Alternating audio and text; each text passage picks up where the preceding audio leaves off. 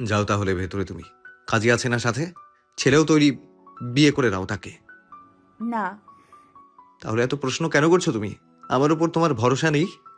তা নয়, আছে ভরসা, কিন্তু ভাইয়া, কি ভাইয়া? ভাইয়া আমাকে কখনো ক্ষমা করবে না উজান স্যার। আর আজকে তুমি ফিরে গেলে আমি তোমাকে কখনো ক্ষমা করব না হিয়া। এখন বলো তুমি কি চাও? বিপাকে পড়ে গেল হিয়া। একবার সদর দরজার দিকে দেখছে তো একবার ওজানের দিকে। হাত কাঁপছে হিয়ার। এই কেমন টানাপোড়েনে পড়ে গেল হিয়া। বাড়ি ফিরে গেলেই তাকে বাধা পড়তে হবে অন্য কারো সাথে। ভাইয়ের ওপর তো কিছু বলতেও পারবে না এই মুহূর্তে। ফলস্বরূপ হারাতে হবে উজানকে।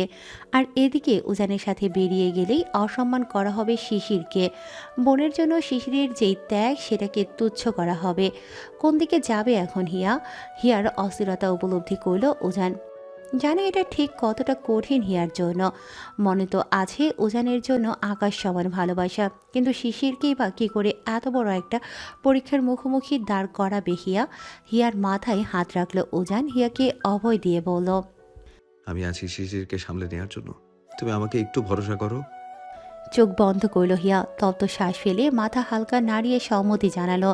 এদিকে রাস্তার ওদিক থেকে কিছু মানুষের আনাগোনা চোখে পড়তেই নিজের হেলমেটটা খুলে হিয়াকে টপাটপ পরিয়ে দিল ওজান, যাতে পাছে কেউ হিয়াকে হিয়া না বলে চিনতে পারে। গন্তব্য এখন কাজী অফিস। নীরব স্যারকে বলে ইতিমধ্যে বিয়ের যাবতীয় ব্যবস্থা করা শেষ।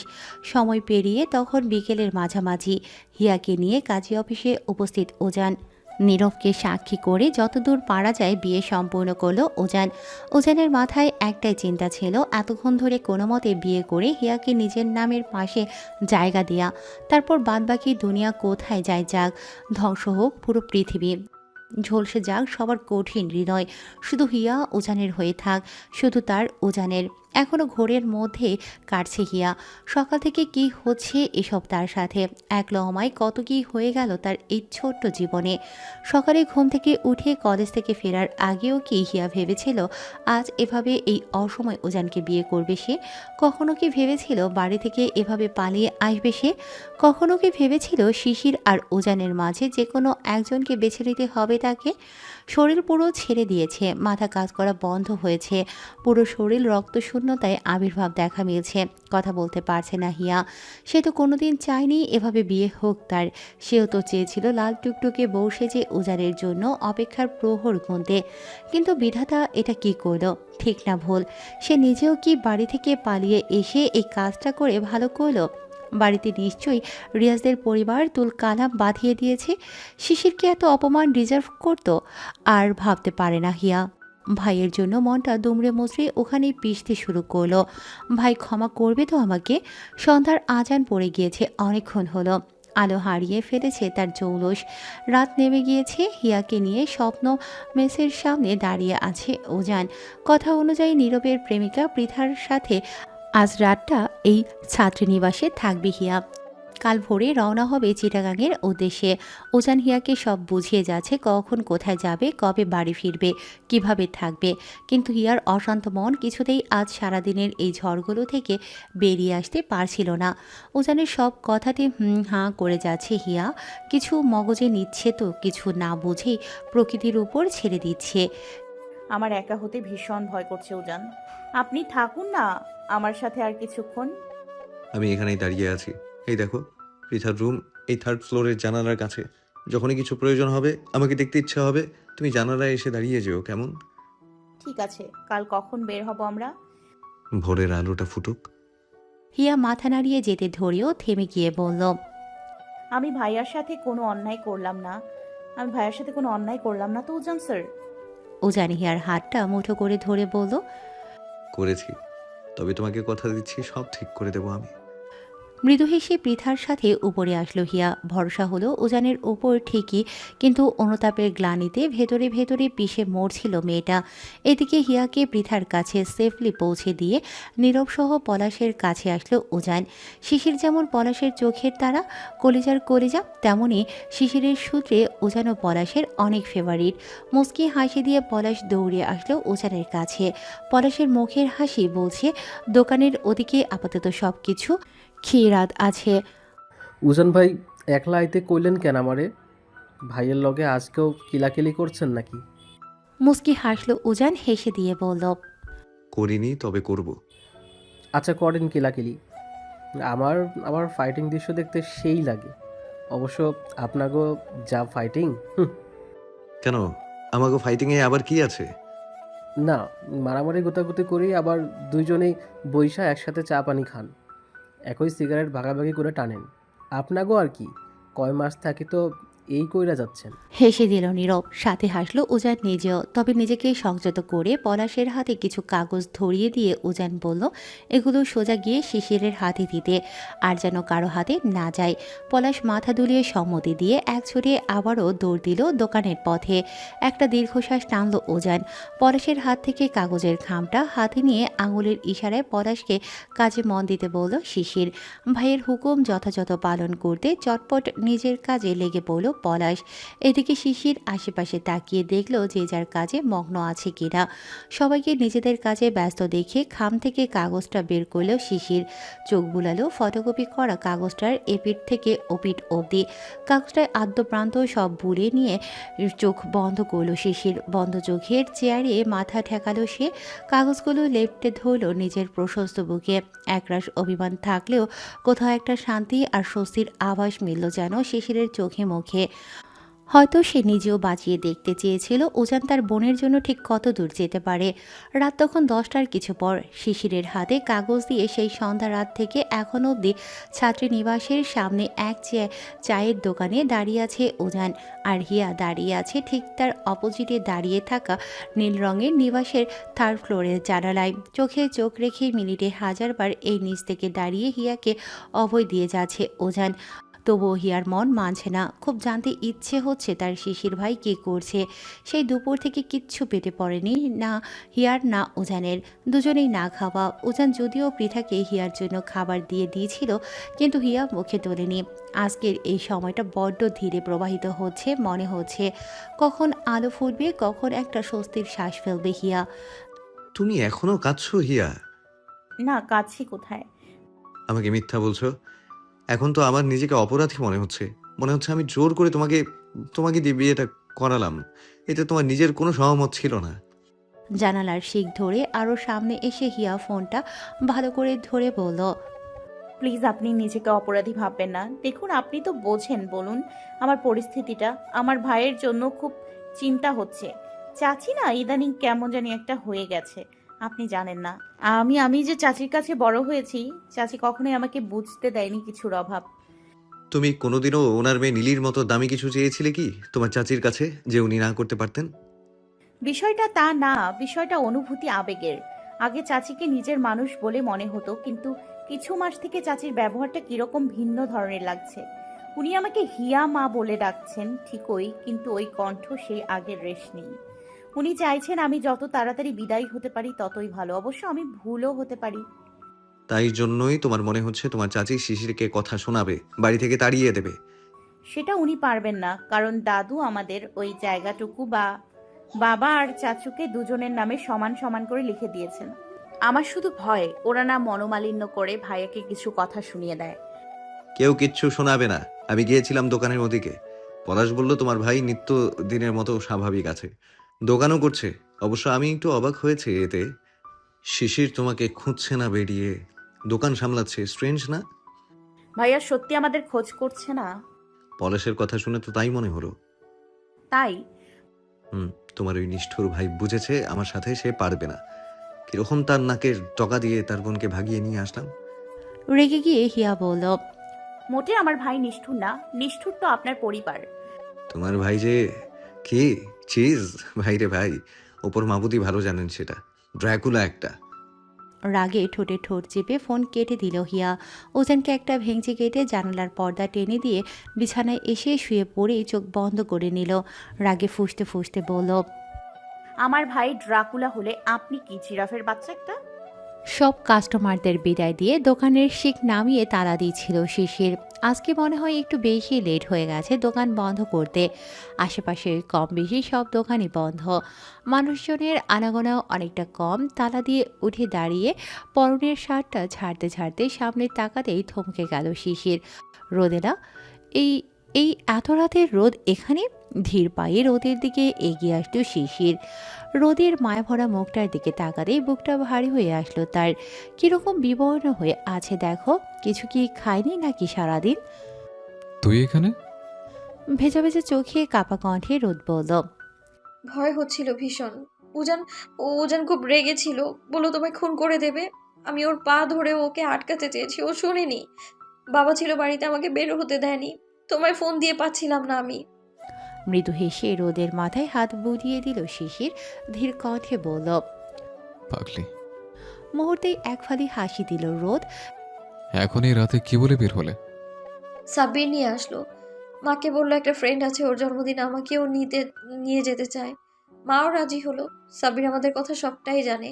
ও বাড়িতে এসেছিল একটা কাজে, ওকে সব খুলে বলতেই ও নিয়ে আসলো। ওই যে দেখো, ওইদিকে মোটরসাইকেলে দাঁড়িয়ে আছে। পেছন ঘুরে সাব্বিরের দিকে তাকালো শিশির। সাব্বির আর শিশির পূর্ব পরিচিত, রোদের সূত্রেই পরিচিত। বেশ কয়েকদিন দেখাও করেছিল তারা। রোদকে নিয়ে পায়ে হেঁটে সাব্বিরের কাছে আসলো শিশির। দুজনে হ্যান্ডশেক করে জড়িয়ে ধরল হালকা। সাব্বির হেসে দিয়ে বলল। এই যে রোদ ম্যাডাম, খুশি তো এখন আপনি? যা কান্নাকাটি করছিল, আমি তো ভাবলাম কি না কি। সাব্বিরকে থ্যাঙ্কস জানালো শিশির। সাব্বির বলল। আমি একটু আমার এই দিকের কাজটা সেরে আসি, তোরা না হয় বরং একটু কথা বলে নেয়।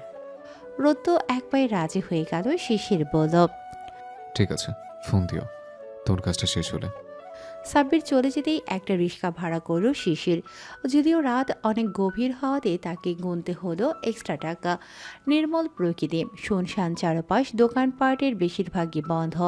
রিক্সা চলছে ভার্সিটির রাস্তার দিকে। ভার্সিটির ওই নিয়ন আলোতে ঘেরা রাস্তাটা তো এমনিতেই মনোমুগ্ধকর, তার উপর এই রাতেই হিমেল বাতাসে একটু বেশি মনে ধরছে আজ। শিশিরের ঘামে ভেজা শার্টের ভাঁজে মুখ লুকিয়ে শিশিরের বাহুতে হেলান দিল রোদ। এই তো শান্তি, এটাই শান্তি, এটাই যেন সর্বসুখ। সারাদিন অনেক ধকল যায় না তোমার উপর দিয়ে? কোথায়? এটুকু পরিশ্রম না করলে হবে? কতটুকু পরিশ্রম করো তা তো তোমার শরীর দেখেই বোঝা যাচ্ছে। আরে না, গরম না খুব? রোদ, বলো। বাইরে থেকে বিয়ের জন্য খুব চাপ দিচ্ছে। না, আগে মা একটু প্রেশারাইজড করতো, কিন্তু বাবাকে বলে সামলে নিয়েছি আমি। বলেছি অনার্সটুকু শেষ করতে চাই। আমাদের ফাইনাল হবার আর কতদিন আছে? স্যাররা বলেছিল কিছু এই বিষয়ে? কত আর, সবাই তো বলছে 4-5 মাস পরেই নাকি ফাইনাল।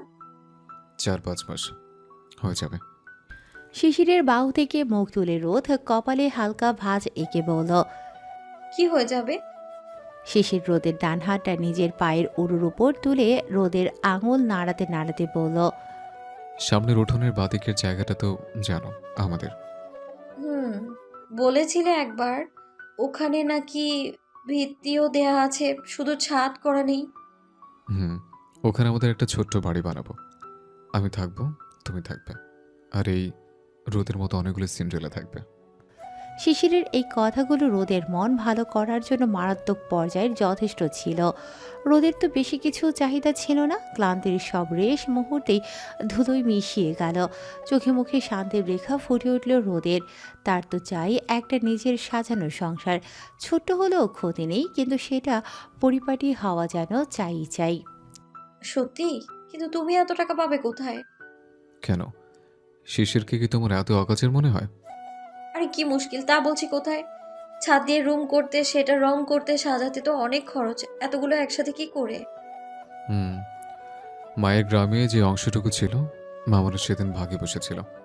আমি তো গিয়ে ওখানে থাকবো না, তাই মামা বলল তোর মায়ের জমি যেহেতু আমার সাথে লাগানো, আমি তোকে টাকা দিচ্ছি, তুই এটা আমাকে লিখে দে, তাহলে মামারও বড় করে বাড়ি করতে সুবিধা হতো। তুমি কি বললে? বললাম আমি রাজি। তারপর ওখান থেকে 2.5 লাখের মতো পেলাম, একটু বেশি, 2,80,000।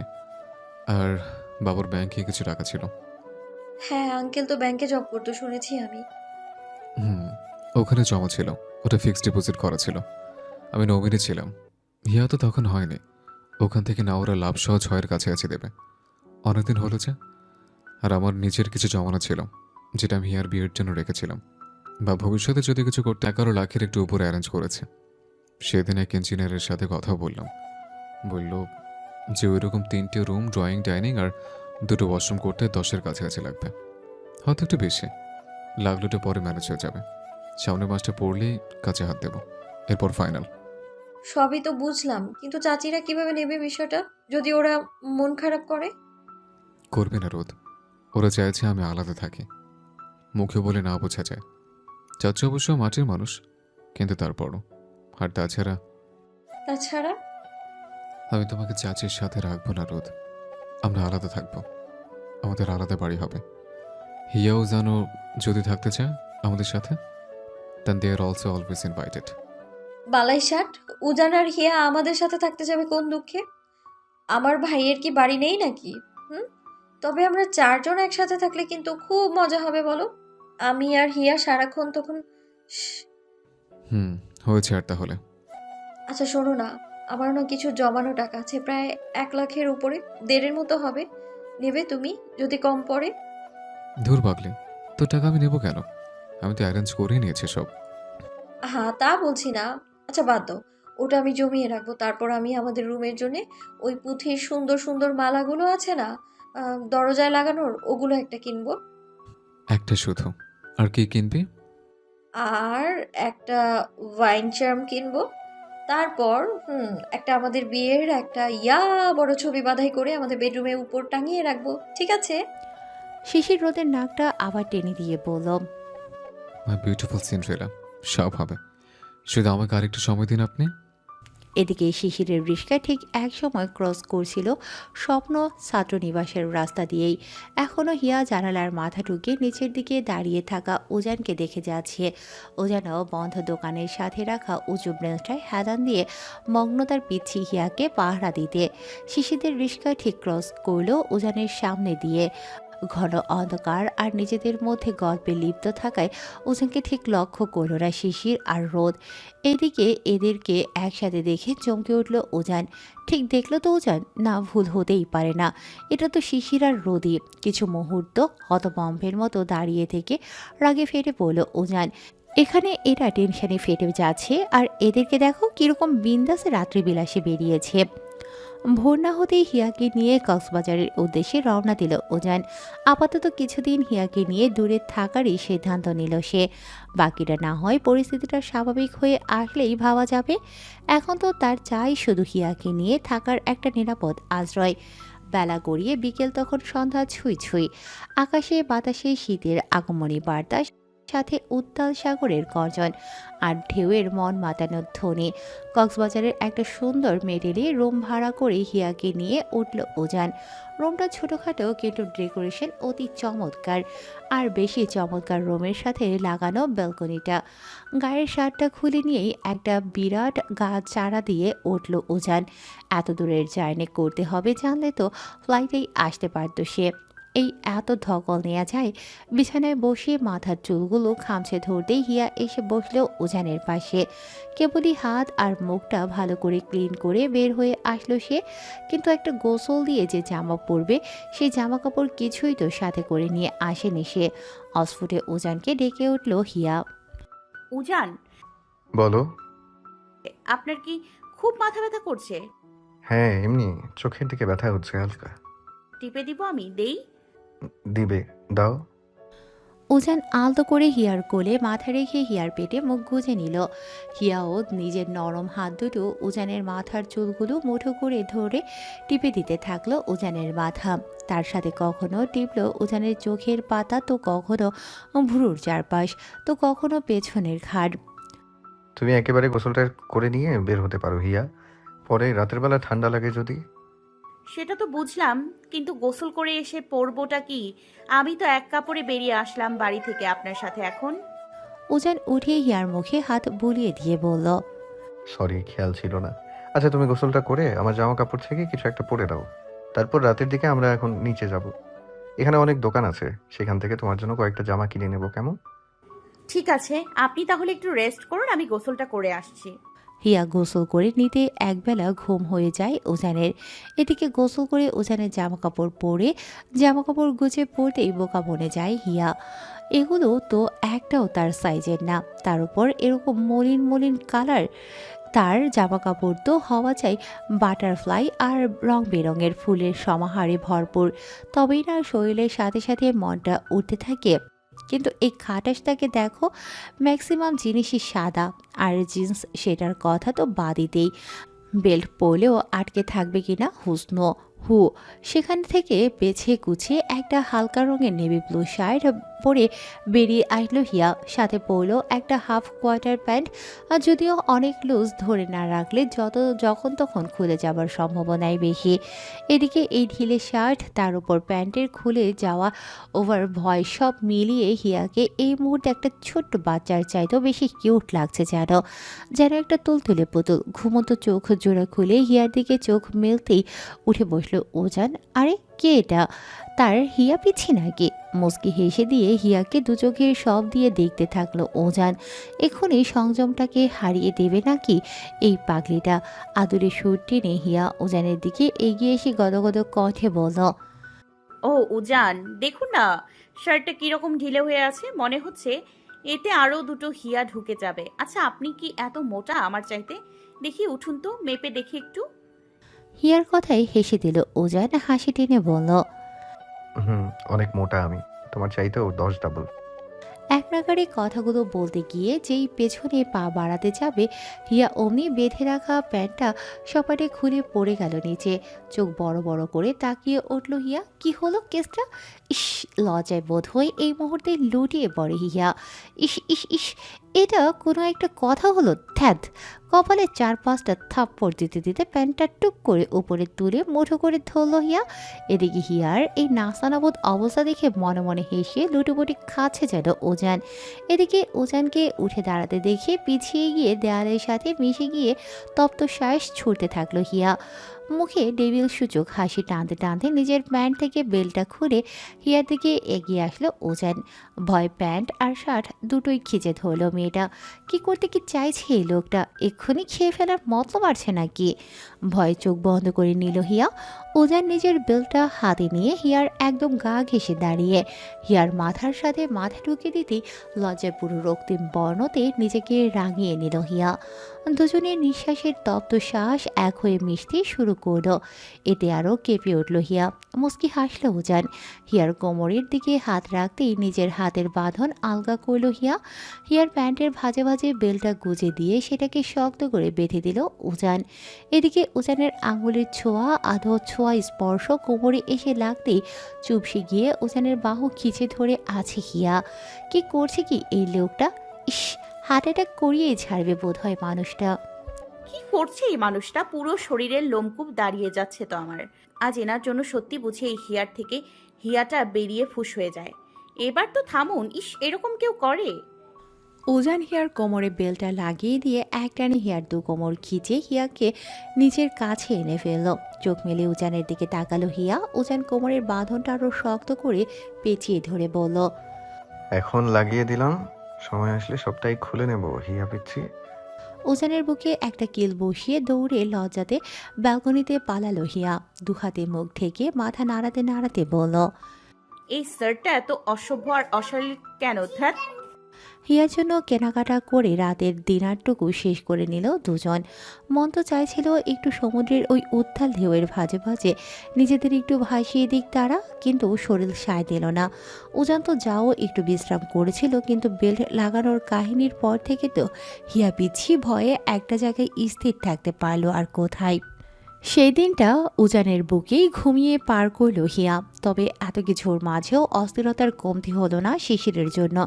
কি করে সামাল দিচ্ছে শিশির ওদিকে সব? হিয়াকে বুকে আগলে যতটা অভয় দেয়া যায় তার সবটুকু দিয়ে সান্ত্বনা হিয়াকে শান্ত করে সেই রাতে ঘুম পাড়িয়ে দিল ওজান। কিন্তু নিজে ঘুমোলো না। শিশিরের সাথে এই মুহূর্তে যোগাযোগ করা খুবই জরুরি তার। রোদও তো ফোন তুলছে না। ঠিক আছে তো ওদিকে সব। চিন্তার মধ্যরাত অবধি ছটফট করলো ওজান, কিন্তু হিয়াকে রেখে আর উঠল না। একটা পর্যায়ে ঘুমটা চোখে আসলো তার। পিছেটাকে আগলে কখন যে ঘুমের রাজ্যে হারিয়ে গেল তার জানা নেই।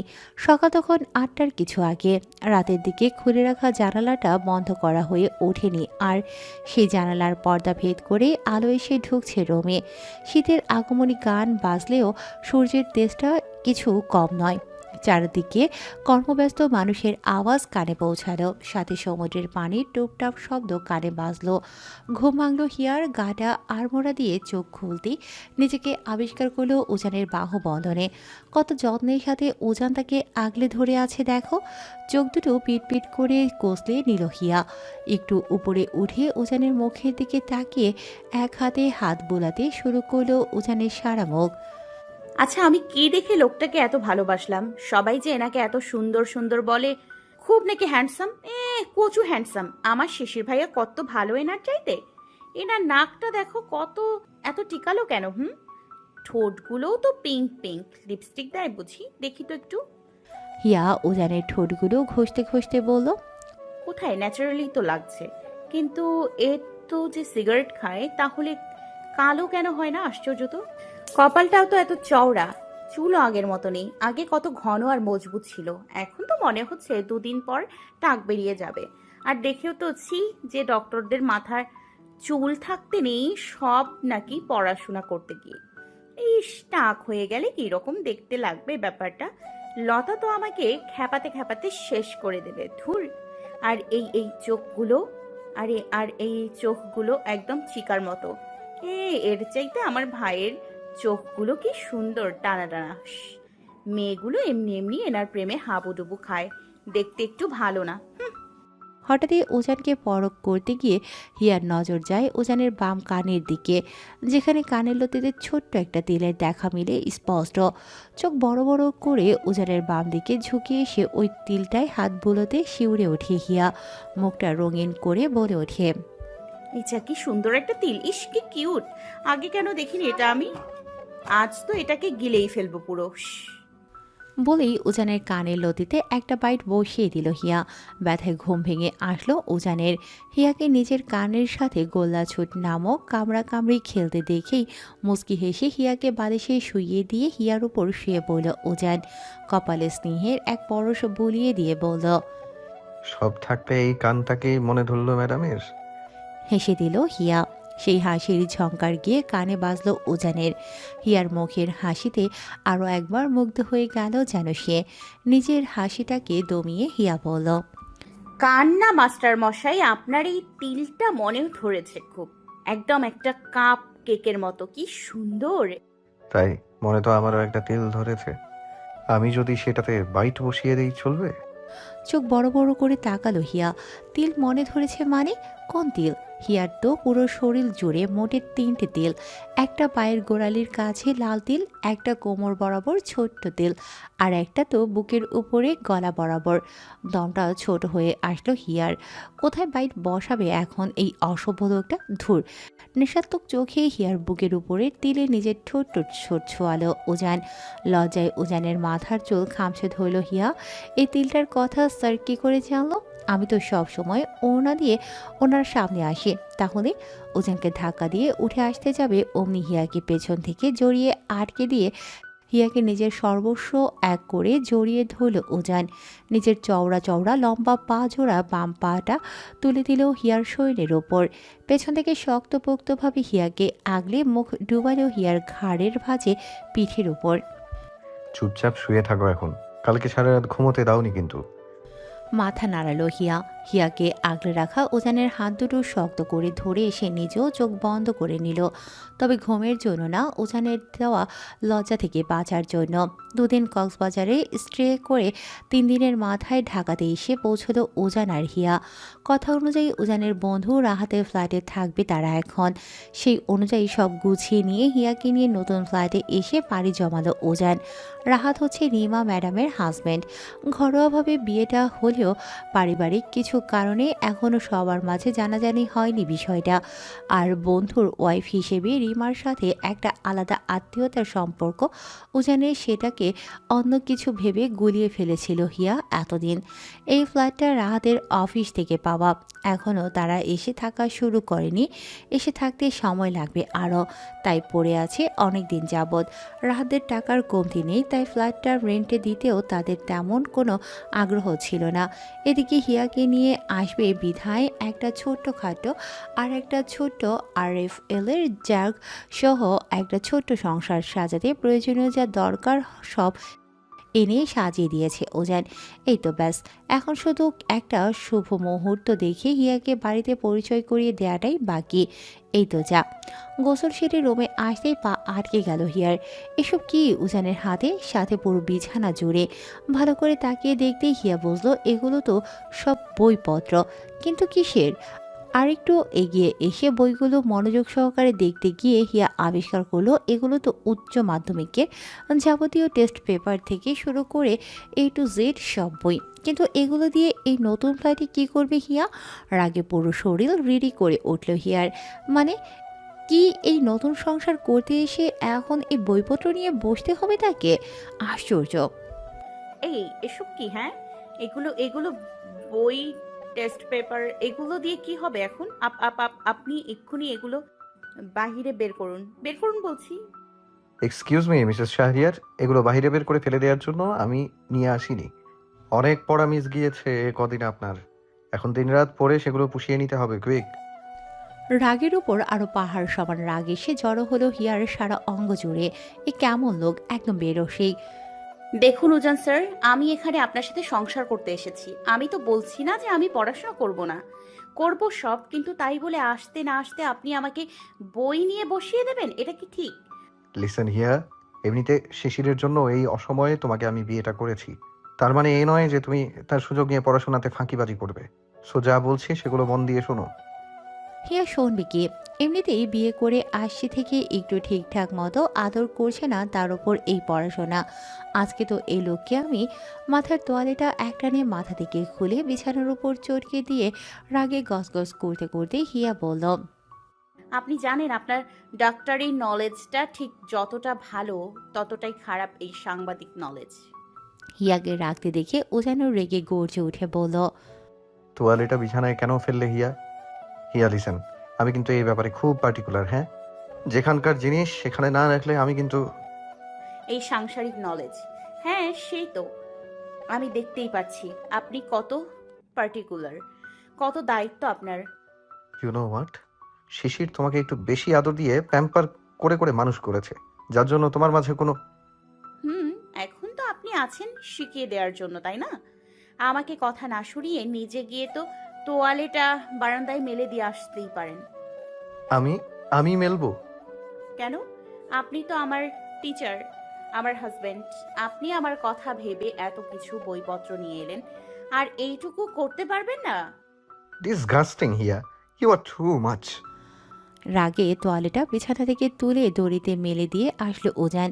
এদিকে আয়নার সামনে দাঁড়িয়ে নিজের চুলগুলো ঝাড়তে ঝাড়তে হিয়া বলল, লোকে বিয়ে করে বউ এনে ফুল দিয়ে ঘর সাজায়, আর এনাকে দেখো, লতা ঠিকই বলে, একটা একটা নিরামিষ, আপনি পুরাই নিরামিষ। পিচ্ছি হিয়াকে রাগে গসগস করতে করতে চুল আঁচড়ানো দেখতে গিয়ে মুগ্ধ হয়ে পড়ল উজান। সব রাগ ধুলোয় গিয়ে মিশে গেল মুহূর্তেই। আলতো পায়ে হিয়াকে এসে পেছন থেকে জড়িয়ে ধরে হিয়ার কাঁধে মুখ ডুবাল উজান। রাগান্বিত হিয়া রাগি রাগি চোখে তাকিয়ে থেকে বলল, আপনাকে আমি আগে বলিনি, কিন্তু এইটুকু একটা খাটে কি করে দুজন থাকবো আমরা? উজান একটা মুচকি হেসে দিয়ে বলল, আপনি থাকলে এইটুকু খাট কেন ম্যাডাম, আমার তো ফ্লোর হলেও চলবে। চোখ পাকিয়ে হাতে থাকা চিরুনিটা দিয়ে উজানের হাতে একটা মায়ের বসিয়ে দিল হিয়া। লজ্জাসূচক হাসি টেনে বলল, অসভ্য একটা। গত দুদিন ধরে টেস্ট পেপারের 20টা মডেল টেস্ট তো নেওয়া কমপ্লিট, সাথে কমপ্লিট বায়োলজি বইটাকে 3বার রিভাইজ দেয়া। আজকেও দুপুরে ভাত ঘুম থেকে ওঠার পরপরই দুটো মডেল টেস্ট করতে বসিয়ে দিয়েছে উজান।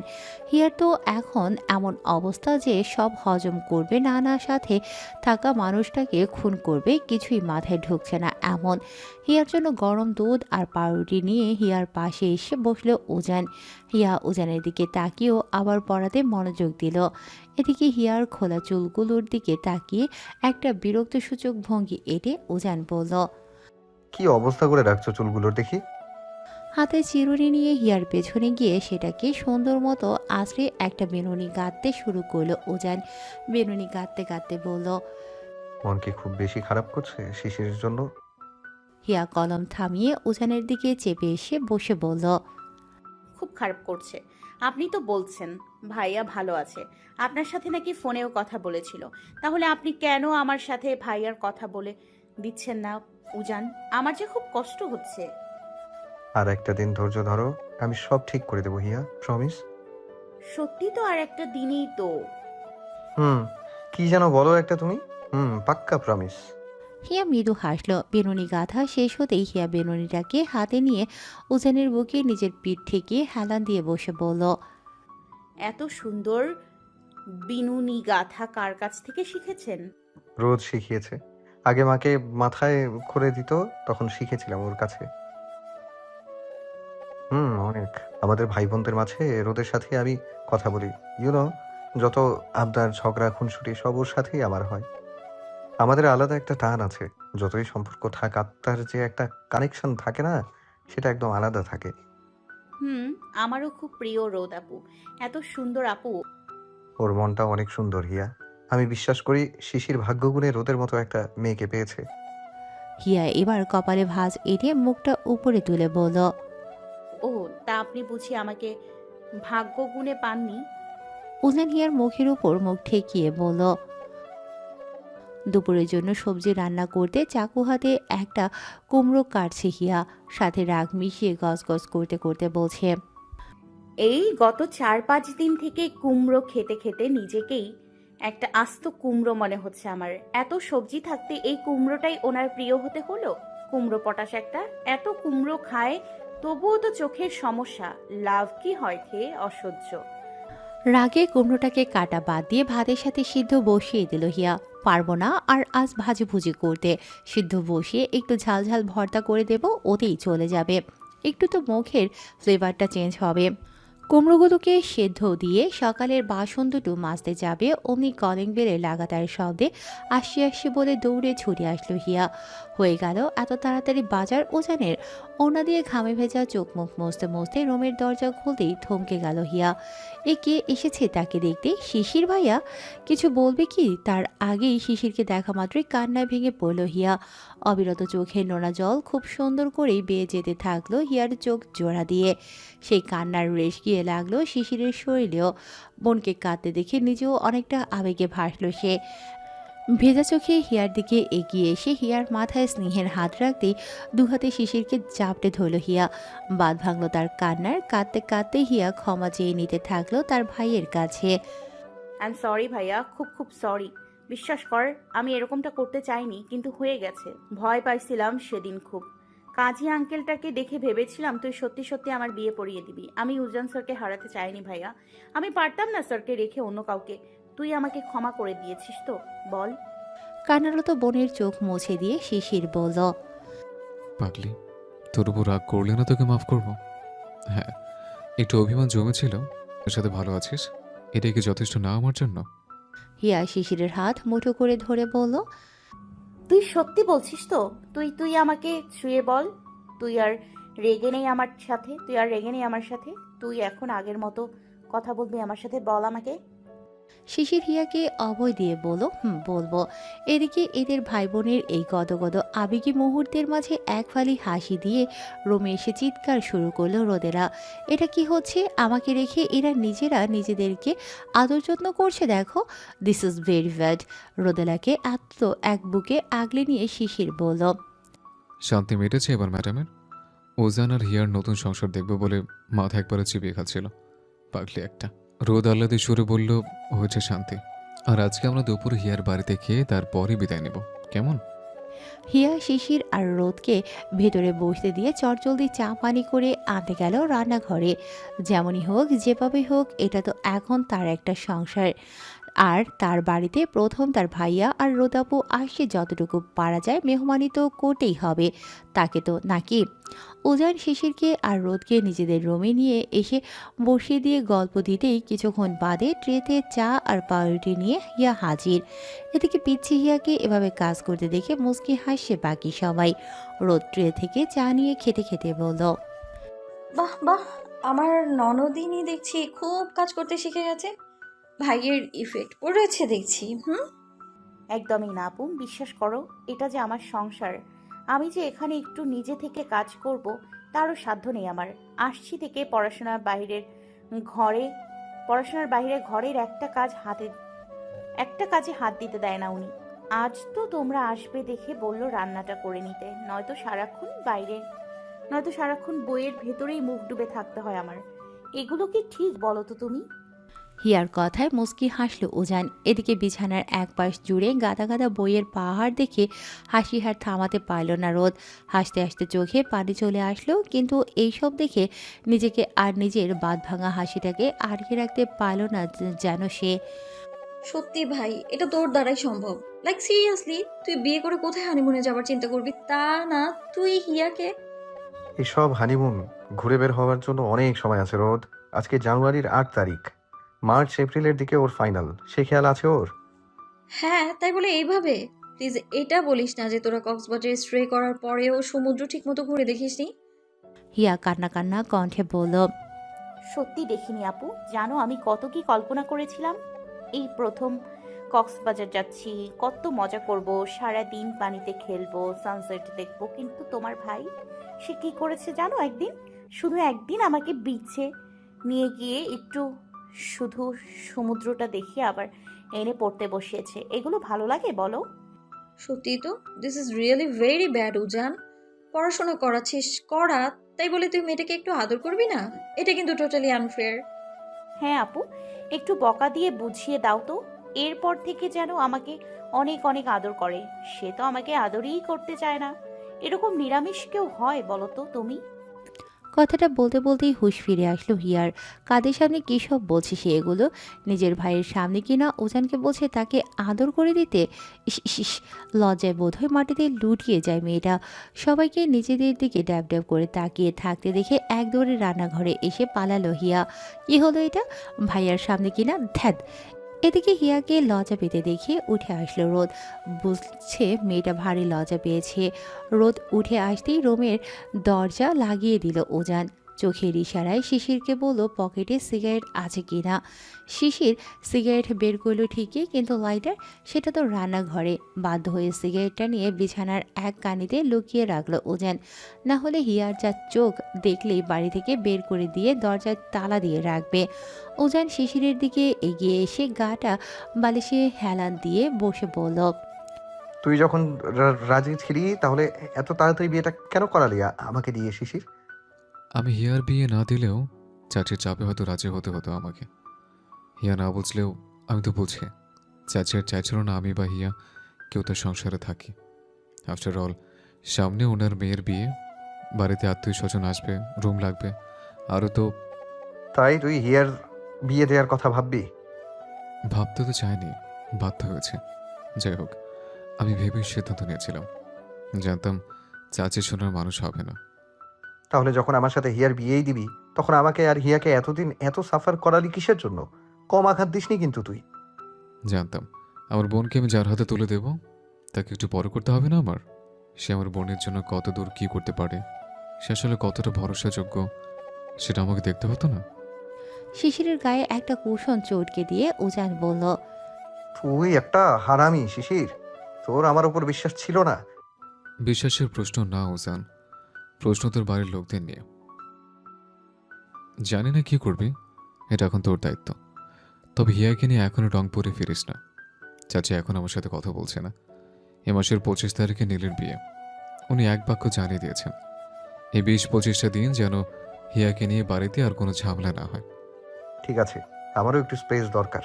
তবে তুই প্রথম থেকে এরকম না করলে কিন্তু সবটা ঠিকভাবে হতো। এই বিয়েটা এত জলদির কিছু ছিল না। তাই আমি চাই তোরা কিছুদিন একটু আড়ালে থাক। ভুল তো হিয়া বুঝেছিল। কাজীকে দেখে ভাবছে ওর বিয়ে দেব, আসলে কাজীতে এসেছিল চাচ্চুর খোঁজে। হিয়া বুঝতে ভুল করেছে, ভেবেছে ওকে সত্যি সত্যি বিয়ে দিয়ে দেব। আচ্ছা যাই হোক, যা হবার তা তো হয়েছে। এখন তুই গিয়ে আগে হিয়ার সব নোটস, কোচিংয়ের শিট আর খাতাগুলো কুরিয়ার করে পাঠিয়ে দিবি।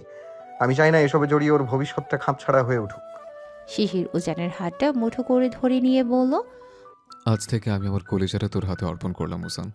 এটাকে দেখে রাখিস, কোনো কমতি বা আঘাত আসতে দিস না। উজান শিশিরের হাতের উপর হাত রেখে বলল, কথা দিচ্ছি তোকে, হিয়া আমার কাছে তোর কাছে থাকার মতোই ভালো থাকবে। কোনো কমতি আসতে দেবো না আমি হিয়ার। খুব ভালো রাখবো তোর বোনকে।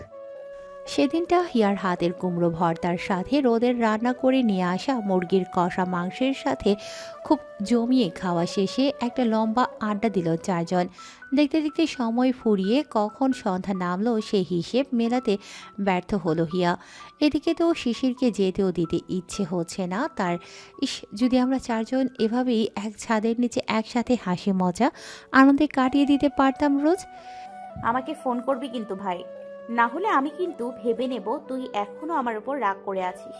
শিশির হিয়ার মাথায় হাত বুলিয়ে দিয়ে বলল, বেশ করব, কিন্তু পরিস্থিতি যতদিনে স্বাভাবিক হচ্ছে তোরা কেউ আমাকে আগে ফোন করবি না। আমি নিজে ফোন দিয়ে খোঁজখবর রাখবো। ঠিক আছে। আচ্ছা ভাইয়া, চাচু কি খুব রেগে আছে আমার উপর? চাচি আম্মু কি তোকে খুব কথা শুনিয়েছে আমাকে নিয়ে? না বুড়ি, চাচু রেগে নেই। শিশির আর হিয়ার বিদায় পর্বের মাঝে রোদ এসে উজানের হাতে একটা প্যাকেট গুজে দিয়ে ফিসফিস করে বলে ওঠে, এটা তোর জন্য। আমি তো জানি শিশিরের পারমিশন অবধি তুই হিয়াকে এখনো গ্রহণ করিসনি, কিন্তু আজ তো শিশিরও পারমিশন দিয়ে দিল। এখন এটা তোর জন্য জরুরি, বুঝলি? চোখ দুটো বড় সড়ো করে রোদের মাথায় গাঁটটা মেরে দিয়ে উজান বলল, ফাজিল মেয়ে, ভাইয়ের সাথে মজা করিস? অতিরিক্ত পেকে গিয়েছিস কিন্তু তুই, রোদ। রোদলা উজানের গাল দুটো টেনে দিয়ে কাঁদো কাঁদো মুখ করে বলল, পেকে একদম গুলগুলা হয়ে গেছি ভাই, কিন্তু তোর বেরসিক বন্ধুটাই বুঝলো না রোদের মনের এই দুঃখ জ্বালা যন্ত্রণা। হেসে দিল উজান, সাথে হাসির বাঁধ ভাঙল রোদেলার। তাহলে আজকে আসছি, আমাকে আবার ওইদিকে বাস ধরতে হবে। তুই আবার আজকেই রংপুরে ব্যাক করবি ভাইয়া? কিন্তু রোদ আপু। কোথায় স্টে করবো হিয়া?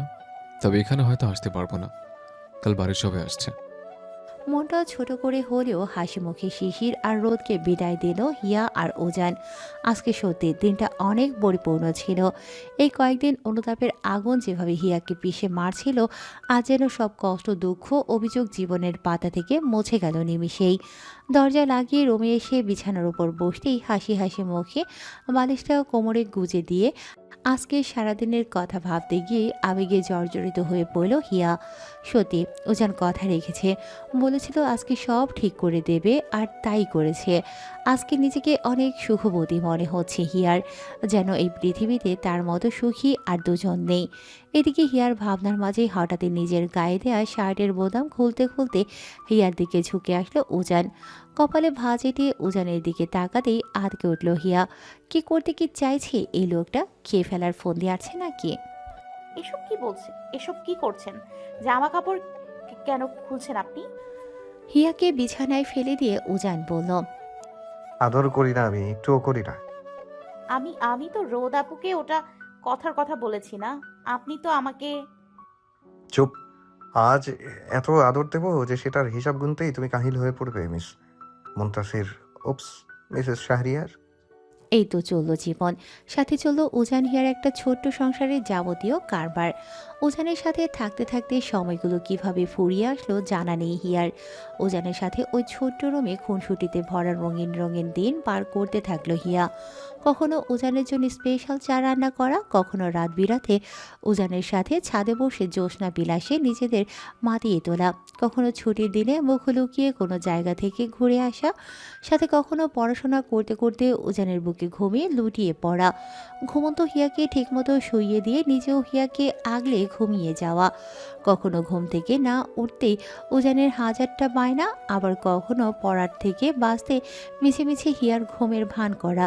সব মিলিয়ে একটা বেশ স্মৃতিময় মুহূর্তে ভরে উঠল হিয়া আর উজানের জীবনের এক রঙিন অধ্যায়ের প্রঙ্খতিগুলো।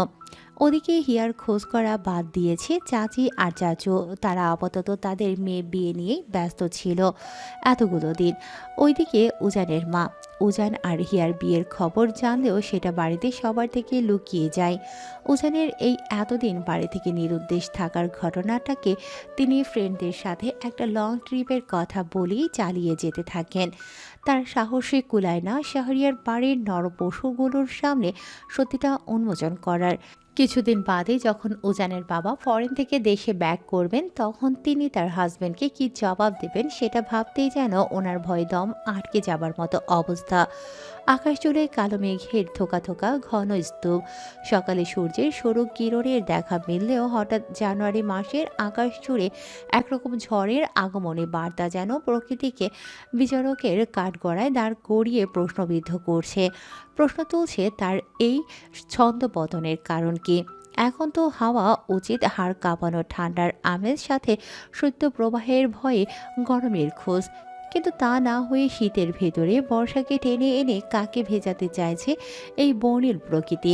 ছাদের উপর মেলে দেয়া কাপড়গুলো নিয়ে আসতেই বেসামাল হয়ে যাচ্ছে হিয়া। উজানের বায়নাতে শাড়ি পরতে গিয়েই আরও নাস্তানাবুদ অবস্থায় পড়তে হচ্ছে যেন হিয়াকে। এত বাতাস, শাড়ির আঁচল কোমরে গুজে উড়ন্ত চুলের সাথে উড়ন্ত কাপড়গুলো তুলতেই ঝমঝম বৃষ্টিতে মুখরিত হয়ে উঠল চারপাশ। এটা কি হলো? মুহূর্তে হিয়াকে ভিজিয়ে দিল অসময়ের এই বৃষ্টি। এমনিতেও হিয়া ছোট থেকে বৃষ্টিপ্রিয় একটা মানুষ, তার উপর প্রকৃতির এই অসময়ের ছন্দপতন। নিজেকে আর আটকে রাখতে পারল না হিয়া। ভিজেই যখন গিয়েছি, আর বাকিটা না হয়ে ভিজেই কাটিয়ে দেই। বৃষ্টির গোল গোল টপ টপ ফোটার তালে নিজেকে হারিয়ে ফেলল হিয়া। এদিকে এই বৃষ্টিতে হিয়ার আসতে দেরি দেখে এক ছুটে উপরে আসলো উজান, আর এসেই তার পিচ্ছি ময়ূরীর নাচ দেখেই চোখ আটকে রইল যেন। তার সাথে রাগও হলো কিছুটা। এভাবে যদি সে না এসে অন্য কেউ দেখে নিত কেমন লাগতো তখন। এক পা দু পা করে হিয়ার দিকে এগিয়ে আসতেই উজানকে দেখা মাত্রই উজানের বুকে লাফিয়ে পড়ল হিয়া। এক ফালি হাসি টেনে দিয়ে কাঁপতে কাঁপতে বলল, এই অসময় কি সুন্দর বৃষ্টি পড়ছে দেখুন, ও কি ঠান্ডা জমে যাচ্ছে। উজান হিয়ার মুখ থেকে ভেজা চুলগুলো সরিয়ে দিয়ে বলল, তাহলে ভিজছো কেন? কেউ যদি এভাবে এসে দেখতো তখন? জিহ্বা কাটল হিয়া। সত্যি তো, কেউ এসে দেখে নিলে কি হতো? একবার বৃষ্টিতে ভিজতে গিয়ে কি বকুনিটাই না দিয়েছিল ওজান। একদম সোজা বাথরুমে নিয়ে গিয়ে ঢুকিয়ে দিয়েছিল। হিয়ার করুণ মুখটা দুহাতে তুলে ধরে হিয়ার কপালে একটা স্নেহের পরশ আঁকলো ওজান। ইস, বৃষ্টির এত তেজ যে চোখ খুলে সামনের মানুষটার দিকে তাকাতেও পারছে না যেন হিয়া। হিয়াকে নিয়ে একটা দীর্ঘ বৃষ্টি স্নান শেষে নিজেদের রুমের দিকে রওনা হলো ওজান। না, এভাবে এই শীতে বৃষ্টিতে থাকা একদম আর উচিত হবে না। সাথে বজ্রের গর্জনও তো শোনা যাচ্ছে। এই মুহূর্তে নিচে যাওয়াটাই যেন শ্রেয়। বৃষ্টি ভেজা শরীরে ছাদ থেকে সিঁড়ি বেয়ে নিচে নামতেই সিঁড়ির মাথায় হিয়াকে টুক করে কোলে তুলে নিল ওজান। কি হলো এটা? দুজনের শরীর গড়িয়ে টপ টপ পানি পড়ছে। এদিকে হিয়ার মুখের দিকে তাকিয়ে থাকায় উজানের চুলের পানি এসে চুইয়ে চুইয়ে পড়ছে হিয়ার মুখে। চোখ পিটপিট করে উজানকে রাগ করে হিয়া বলল, কি করছেন? মানুষের সিঁড়ি ভিজিয়ে দেবেন নাকি? চুপ, অনেক বেশি কথা বলো তুমি ইদানিং। আশ্চর্য তো, নামান আমাকে। কেউ এসে এভাবে দেখলে তখন? উজান ঘরে চলুন না, বাইরে এসব কিছু না প্লিজ। নেশা ভরা কণ্ঠে উজান বলল, যাবই তো ঘরে, এত অস্থির হচ্ছ কেন তুমি? আপনি আপনি এরকম করে তাকিয়ে কি দেখছেন? দেখুন, এখন এসব একদম না। হ্যাঁ, এমনিতে শুকনো জামা কাপড়গুলো ভিজে চিপচিপে হয়ে আছে, ওগুলো আবার চিপে নেড়ে দিতে হবে। এখন একদম কিচ্ছু না। হ্যাঁ, মৃদু হাসলে উজান। একরাশ নেশা ছড়িয়ে দিয়ে এক পা দু পা করে সিঁড়ি বেয়ে নেমে নিজেদের ফ্ল্যাটে এসে থামল। হঠাৎই মেঘের গরম গরম কানে বাজতেই কেঁপে উঠে উজানের ঘাড় চেপে ধরল হিয়া। উফ, আকাশটাও এত লজ্জা দিতে জানে, কি যে বলবো। হিয়াকে নিয়ে রুমে এসে থামতেই একটা বিকট বাস পড়ার শব্দে কেঁপে উঠল হিয়া। উজান দুজনেই সাথে কাঁপলো জানালার ঠাই অবধি। সাথে সাথে কারেন্টটাও ফুস করে নিভে গেল সব বাতি। এখন অন্ধকার রুমে হিয়াকে নামিয়ে দিয়ে টর্চ খুঁজতে থাকলো উজান। হিয়া হেসে দিয়ে বলল, আপনি টর্চ কিনে আনেননি মাস্টার মশাই? থাকুক এখন এই ঘুটঘুটে অন্ধকারে। উজান হিয়ার গাল দুটো টেনে দিয়ে বলল, টর্চ নেই তো কি হয়েছে, মোমবাতি তো আছে।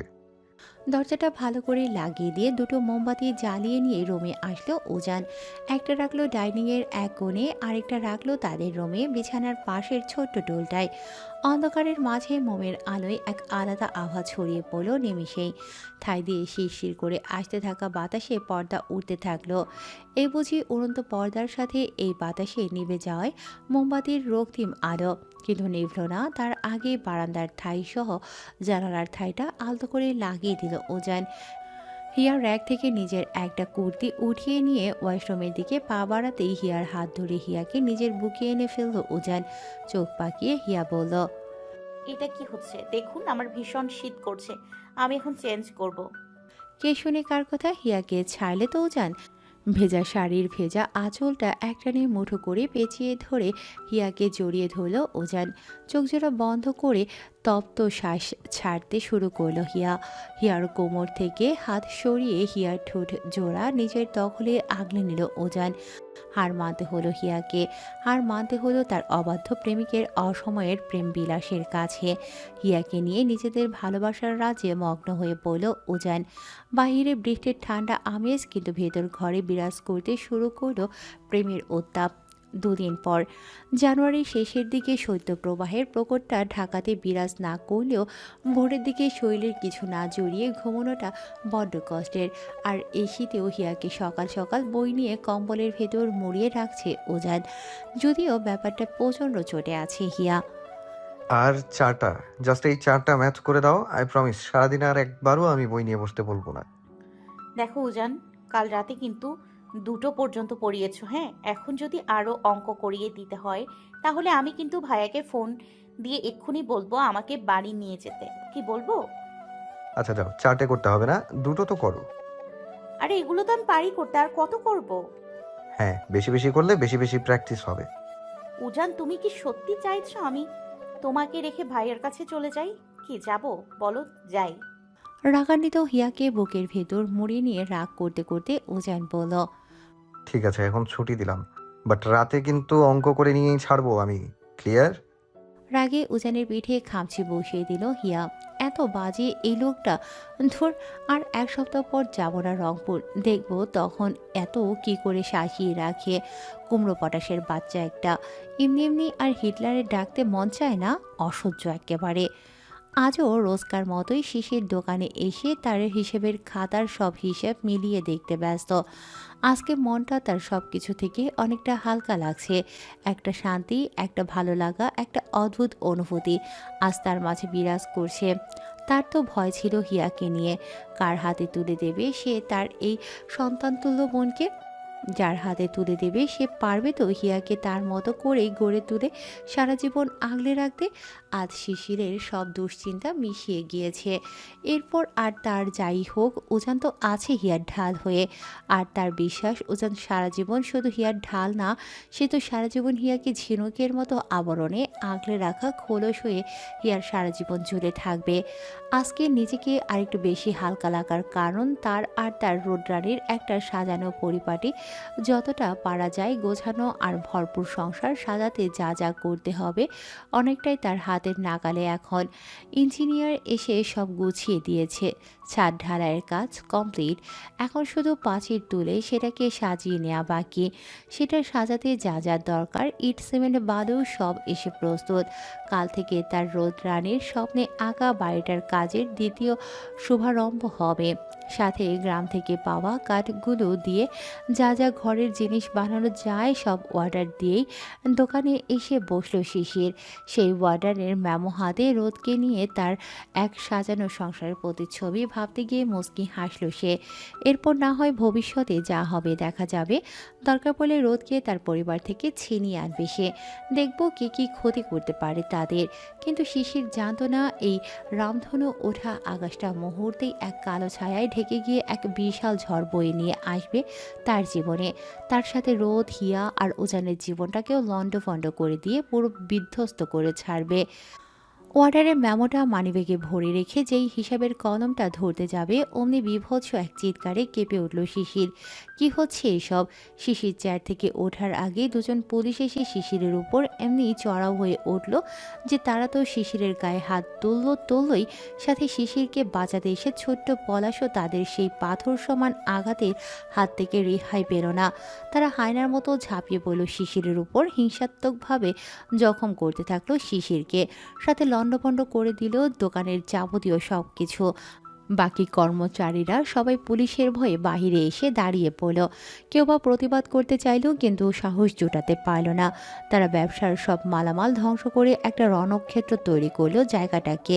কাছের ঝনঝন শব্দ দিয়ে মুখরিত হয়ে উঠল চারপাশের পরিবেশ। রাস্তায় লোক জড়ো হলো। খবর পাওয়ার সাথে সাথে চাচু কাপড়ের দোকান থেকে ছুটতে শুরু করলো তার এই দোকানে, কিন্তু লাভ হলো না কিছুই। তার আগেই হাতে হ্যান্ডকাপ পরিয়ে শিশিরকে তারা নিয়ে গেল থানায়। শুরু করলো শিশিরের উপর তাদের অমানবিক পাশবিক নির্যাতন। এ কাজটা আগে করতে পারলে না, আর এই দিন লিখতে হতো না আমাদের। বারবার বলেছিলাম ভাইয়া, তোমার ছেলে স্টুডেন্ট ভালো, তাকে বাইরে পড়াশোনা করাও, কিন্তু তুমি তো শোনো না কারো কথা। এখন কি হলো দেখলে? রোদের মাকে চুপ করিয়ে দিয়ে রোদের বাবা বলে উঠলেন, আমার তো এটা ভেবে অবাক লাগছে যে বড়ভাবে আপনি সবটা জানার পরেও কি করে এটা লুকিয়ে গেলেন। অন্তত আমাদের পরিবারের সম্মানের কথা না ভাবুন, আপনার নিজের স্বামীর ইজ্জত তার কথা তো ভাবতে পারতেন। ওজানের মা নির্বাক। নিজের ছেলের জন্য যে আজ পুরো শাহরিয়ার পরিবার ওনাকে বিচারকের কাঠগড়ায় দাঁড় করাবে, এটা তার কাছে নতুন কিছু না। উনি জানতেন সব কিছু এসে একদিন ওনার ঘাড়েই পড়বে, তাই আজ দোষ না করেও দোষের ভাগিদার হয়ে তাকে মাথা বুজে সব শুনতে হচ্ছে। বাসবী, তুমি আমার সাথে এই পরিবারের সাথে কথাটা লুকিয়ে যত বড় অন্যায় করেছো তা ক্ষমার অযোগ্য। তোমার ছেলের এত বড় একটা ভুলকে তুমি ফ্রেন্ডদের সাথে ট্রিপ বলে চালিয়ে যাচ্ছিলে আমার সাথে এতদিন। ছি। হঠাৎই সিয়াম এবার উঠে এসে বলতে শুরু করে,